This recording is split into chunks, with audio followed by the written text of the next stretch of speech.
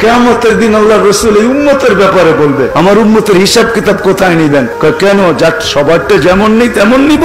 তো মাথাটা নিচা হয়ে যাবে, আল্লাহ বুঝবেন, জিজ্ঞেস করবেন মাথা নিচা কেন?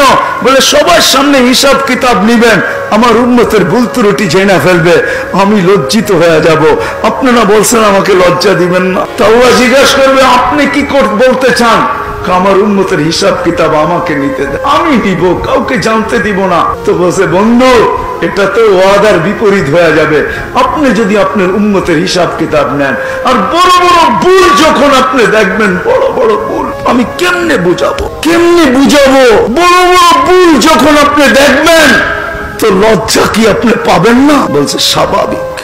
বলে তাইলে তো ওয়াদার বিপরীত হয়ে যাবে, আমি তো বলছি আপনাকে লজ্জাও দিব না, তাইলে ওয়াদার বিপরীত হয়ে যাবে। তা আল্লাহ বলবে, আল্লাহর রাসূল চুপ হয়ে যাবে। আল্লাহ বলছে বন্ধু, আমি আপনার উম্মত কিতাবে উম্মতের হিসাব কিতাব পর্দার ভিতরে নিব না, আপনাকে জানতে দিব না, কাউকে জানতে দিব। মুহাম্মাদুর রাসূলুল্লাহ, ওই রাসূলের কারণে যিনি উম্মতের জন্য কিয়ামতের মাঠে আজকে উম্মত ওই নবী